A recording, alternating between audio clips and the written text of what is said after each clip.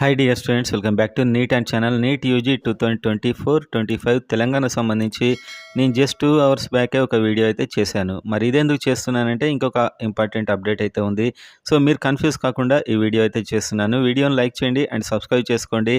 And వీడియోలోకి వెళ్ళినట్లయితే తెలంగాణ సంబంధించి ఎలా వైద్య శాఖ మంత్రి గారు ఒక ఇంపార్టెంట్ అప్డేట్ అయితే ఇచ్చారు. కౌన్సిలింగ్ ఎలాగో మేము టైంకే కంప్లీట్ చేస్తాం, ఎందుకంటే అది కోర్టులో ఉంది ఆల్రెడీ కేసు. సో దానికి సంబంధించి బ్యాక్గ్రౌండ్ వర్క్ అయితే చేస్తున్నారు. సీట్ మ్యాట్రిక్స్ ఇవ్వడం అండ్ అదేవిధంగా last year all India quota cutoffs, all India rank cutoffs. So మీరు కన్ఫ్యూజ్ కావచ్చు, ఎందుకంటే ఆల్ ఇండియా ర్యాంక్స్ పోయినసరికి ఈసారికి చాలా చేంజ్ ఉంటాయి. అది చూసుకొని మీరు మా అంత ర్యాంక్ ఇక్కడ లేదు అని చెప్పి కూడా నన్ను చాలామంది అడిగారు.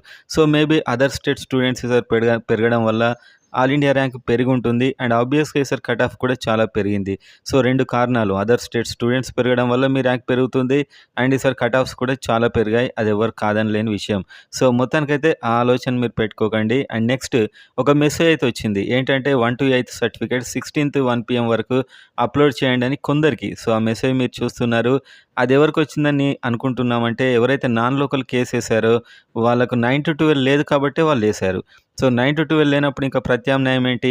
మేము చాలా సంవత్సరాలు తెలంగాణలో చదివామంటున్నారు కాబట్టి 1 to 10 కూడా చూద్దాం అని చెప్పి, అది కూడా ఒకవేళ సుప్రీంకోర్టులో ఈ 9 to 12 రూల్కి 17th నాడు ఇలా కాదు వేరే వాళ్ళకు కూడా ఛాన్స్ ఇవ్వాలని వాళ్ళు కూడా అంటే, మరి మిగతా సర్టిఫికేట్ సిద్ధంగా ఉండాలి కాబట్టి ఆ నాన్ లోకల్ వాళ్ళకి ఆ మెసేజ్ వచ్చినట్లయితే తెలుస్తుంది ఎవరైతే అందులో ఇన్వాల్వ్ అయి ఉన్నారో.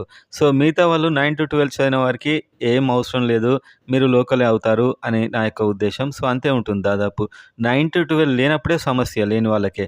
వాళ్ళ సమస్య తీర్చడానికి 1 to 8 కూడా అప్లోడ్ చేయమంటున్నారు.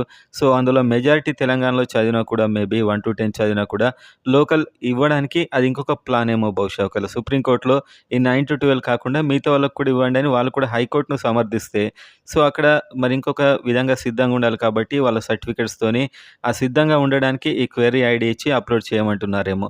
అండ్ అదేవిధంగా మీకు మెసేజ్ రానట్లయితే మీరు 9 to 12 చదివినట్లయితే రిలాక్స్గా ఉండండి, నో ప్రాబ్లం. మెసేజ్ అయితే చెక్ చేసుకోండి, ఎందుకైనా మంచిది. అండ్ అపోలోవి సంబంధిత కాలేజీలు కూడా డీమ్డ్ వెళ్తున్నాయని చెప్పి న్యూస్ అయితే వస్తుంది. సో వాళ్ళు అప్లై చేసుకొని ఉంటారు బహుశా, కానీ వాళ్ళకి అఫీషియల్గా వచ్చినట్టయితే తెలీదు.